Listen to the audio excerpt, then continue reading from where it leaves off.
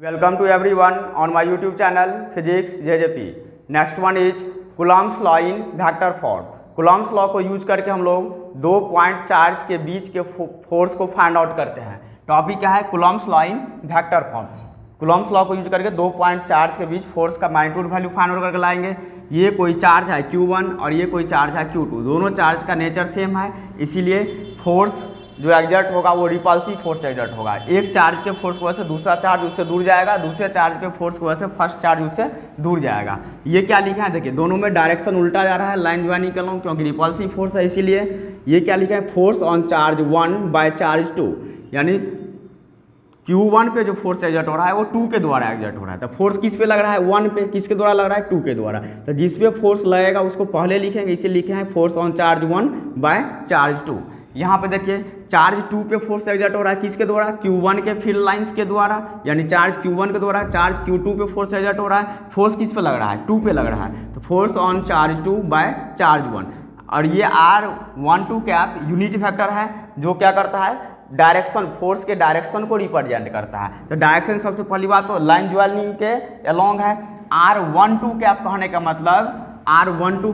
मतलब unit vector जो force का डायरेक्शन को रिप्रेजेंट करता है वो यूनिट वेक्टर चार्ज 1 से चार्ज 2 की तरफ है. यानी फोर्स का डायरेक्शन आप देख सकते हैं, ये F21 वेक्टर किधर है? 1 से 2 की तरफ है. Similarly R21 vector, R21 cap का मतलब क्या?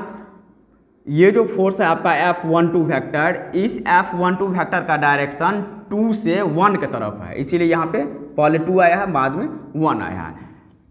कुछ इस तरीके से फोर्स का डायरेक्शन हम लोग क्या करते हैं? Coulomb's law in vector form में शो करते हैं.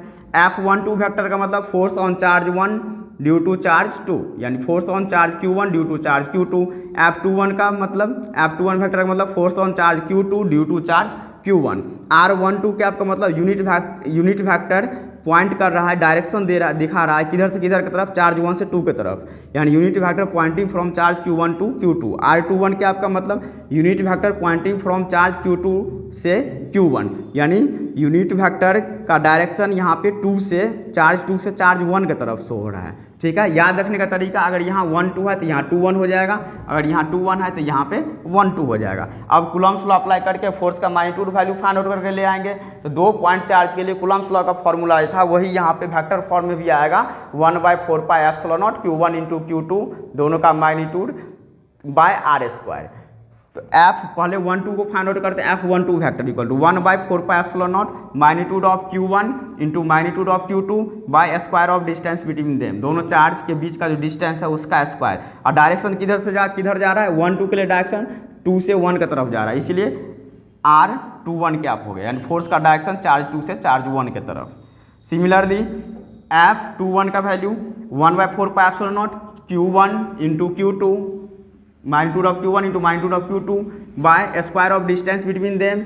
डिस्टेंस क्या? दोनों चार्ज के बीच का R है, तो R का स्क्वायर हो गया. और डायरेक्शन देखिए, फोर्स 2 1 का जो डायरेक्शन है वो 1 से 2 की तरफ है, चार्ज 1 से 2 की तरफ है. तो वही लिए है unit vector pointing from charge 1 से चार्ज 2, यानी यहाँ 2 1 है तो यहाँ डायरेक्शन में क्या करेंगे? 1 2 कर देंगे याद रखने के लिए. और यहाँ 1 2 है तो डायरेक्शन क्या आ जाएगा? 2 1 आ जाएगा.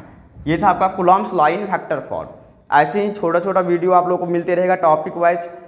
क्लास अच्छा लगा हो चैनल सब्सक्राइब कर देंगे.